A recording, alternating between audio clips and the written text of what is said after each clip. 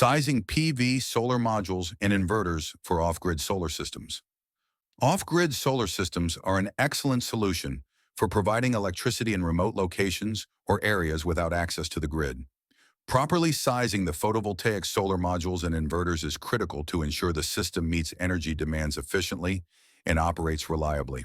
This lecture provides a detailed, step-by-step guide to sizing PV solar modules and inverters using calculation examples to illustrate the process. Step 1. Calculate daily energy needs. First, identify total power consumption. The first step is to determine the total power consumption of all devices that will be powered by the off-grid solar system. This involves listing each device, its wattage, and estimating how long it will be used daily. For example, LED light 10 watts, laptop 50 watts, TV 80 watts, water pump 200 watts. Total power consumption equals 10 plus 50 plus 80 plus 200 equals 340 watts. Imagine a small off-grid home with an LED light, a laptop, a TV, and a water pump.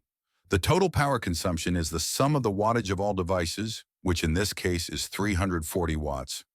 Secondly, estimate daily energy consumption. Next, calculate the daily energy consumption in watt-hours by multiplying the wattage of each device by the number of hours it is used daily.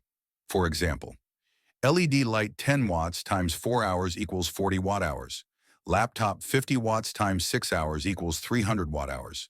TV 80 watt times 3 hours equals 240 watt-hours. Water pump 200 watt times 2 hours equals 400 watt-hours.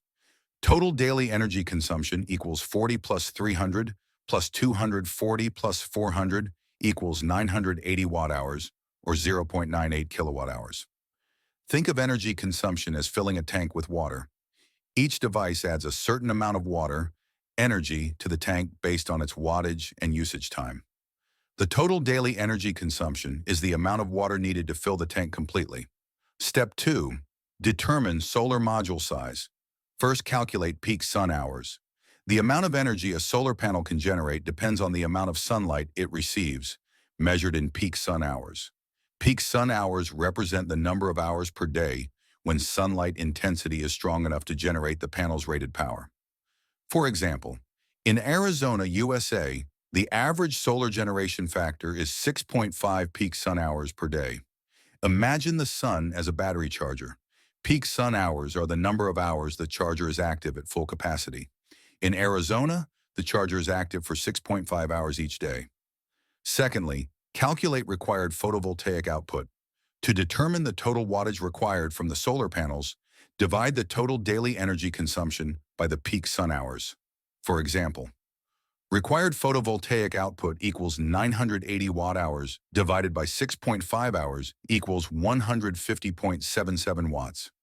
If the tank daily energy consumption holds 980 watt-hours of water and the sun can fill it at a rate of 6.5 hours per day, the solar panels need to provide 150.77 watts of power to fill the tank in that time.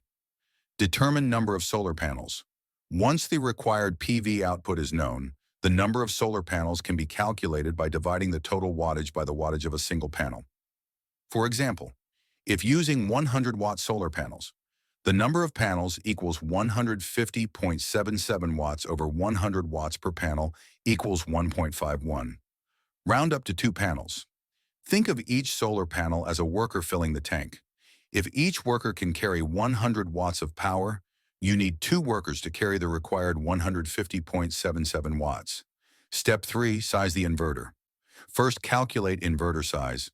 The inverter converts the DC power generated by the solar panels into AC power for household use. It must be sized to handle the total wattage of all devices, plus a safety margin, typically 25 to 30%. For example, total wattage 340 watts, safety margin 30%. Inverter size equals 340 watts times 1.3 equals 442 watts. Round up to 450 watts. The inverter is like a bridge that connects the solar panels to the devices. The bridge must be strong enough to handle the weight, power of all devices, plus an extra margin for safety.